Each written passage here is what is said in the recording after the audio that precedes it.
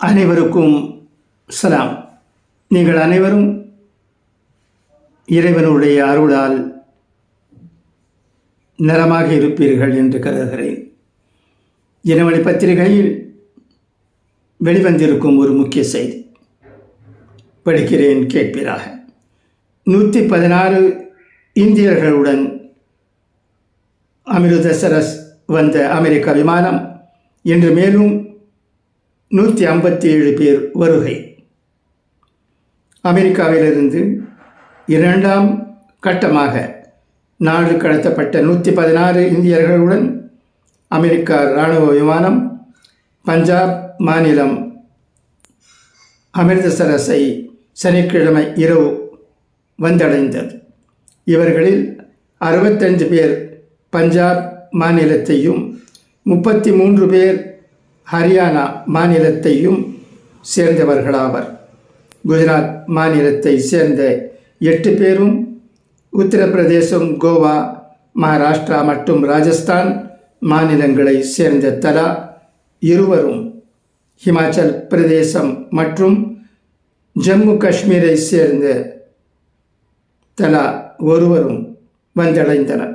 இந்த 116 பேரில் 4 பெண்கள், 6 வயது சிறுமி உள்பட 2 சிறார்களும் இடம்பெற்றுள்ளனர்.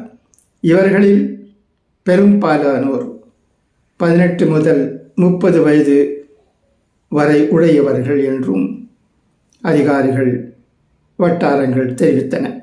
முன்னதாக சட்டவிரோதமாக நாடு கடத்தப்பட்ட 119 இந்தியர்கள் அமிர்தசரஸ் வந்தடைந்துள்ளதாக கூறப்பட்ட நிலையில் தற்போது 116 பேர் வந்துள்ளனர். இதற்கிடையே 3ஆம் கட்டமாக மேலும் 157 இந்தியர்கள் அமெரிக்கா நாடு கடத்தியுள்ளது. இவர்கள் ஞாயிற்றுக்கிழமை பிப்ரவரி 16ஆம் தேதி விமானம் மூலம் அமிர்தசரஸ் வந்தடைய வாய்ப்புள்ளதாக அதிகாரிகள் தெரிவித்தனர். அமெரிக்காவின் புதிய அதிபராக ட்ரம்ப் பதவியேற்றதும் அந்நாட்டில் சட்டவிரோதமாக குடியேறியவர்கள் அவரவர் நாடுகளுக்கு திருப்பி அனுப்பப்படுவர் என்று அறிவித்தார். அதன்படி அங்கு சட்டவிரோதமாக குடியேறியவர்களை நாடு கடத்தும் நடவடிக்கைகளை அந்த நாடு மேற்கொண்டு வருகிறது. அமெரிக்காவில் 18,000க்கும் அதிகமான இந்தியர்கள் சட்டவிரோதமாக குடியேறி இருப்பதாக தகவல்கள் வெளியாகியுள்ளன. இந்நிலையில் அங்கு சட்டவிரோதமாக தங்கியிருந்த 104 இந்தியர்களை கை கால்களில் விலங்கிட்டபடி இராணுவ விமானத்தில் அந்நாடு இந்தியாவுக்கு கடந்த 5ஆம் தேதி திருப்பி அனுப்பியது. இது பெரும் சர்ச்சையானது. தற்போது 2ஆம் கட்டமாக 116 இந்தியர்களை அமெரிக்கா திருப்பி அனுப்பியுள்ளது. பெட்டி செய்தி: அமெரிக்கா விமானங்கள் பஞ்சாபில் தரை இறங்குவது ஏன்?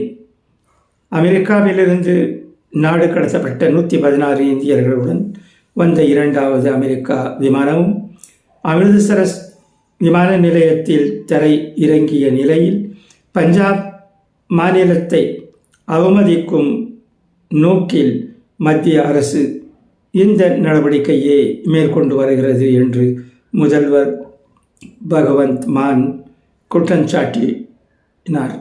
இது குறித்து அமிர்தசரஸில் செய்தியாளர்களுக்கு அவர் அளித்த பேட்டியில், எந்த அளவுகோலின் அடிப்படையில் இந்த விமான நிலையத்தை மத்திய அரசு தேர்வு செய்தது? தலைநகர் தில்லியை விடுத்து பஞ்சாபை தேர்வு செய்தது ஏன் என்பதற்கான விளக்கத்தை மத்திய அரசு தெரிவிக்க வேண்டும்.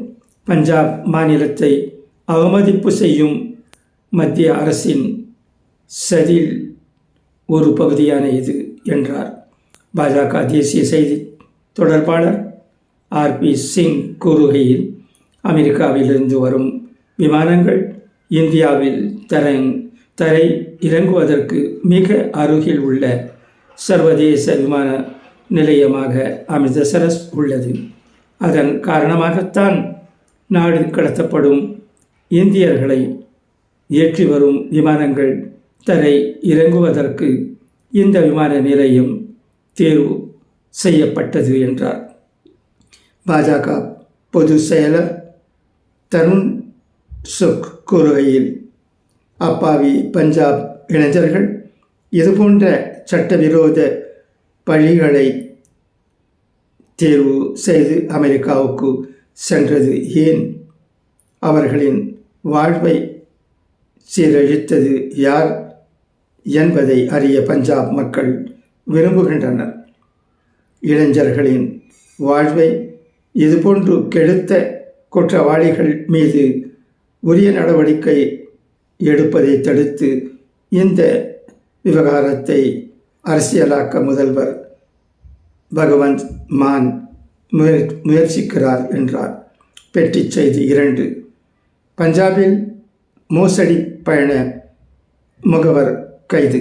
அமெரிக்காவில் உரிய ஆவணங்கள் இன்றி சட்டவிரோதமாக குடியேறியவர்களை அந்த நாடு திருப்பி அனுப்பி வரும் சூழலில் பஞ்சாப் மாநிலத்தில் மோசடி பயண முகவர் ஒருவரை மாநில போலீசார் சனிக்கிழமை கைது செய்துள்ளது. அமெரிக்கா திருப்பி அனுப்பி வரும் இந்தியர்களில் பெரும்பாலானோர் பஞ்சாப் மாநிலத்தை சேர்ந்தவர்கள் என்ற அடிப்படையில் வேலைவாய்ப்பு தேடி அமெரிக்கா செல்ல விரும்பும் பஞ்சாப் இளைஞர்களை சட்டவிரோதமாக அனுப்பி வரும் மோசடி முகவர்களை கண்டறியும் பணியை மாநில காவல்துறையின் வெளிநாடு வாழ் இந்தியர்கள் விவகார பிரிவு தீவிரப்படுத்தியுள்ளது.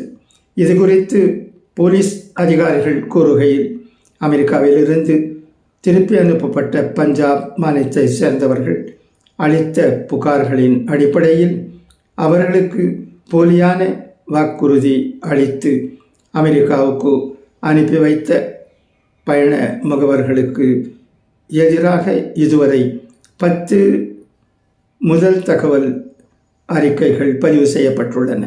இவர்களின் புகார்களை விசாரிப்பதற்கு ATGP தலைமையில் 4 பேர் கொண்ட சிறப்பு புலனாய்வு குழு அமைக்கப்பட்டுள்ளது.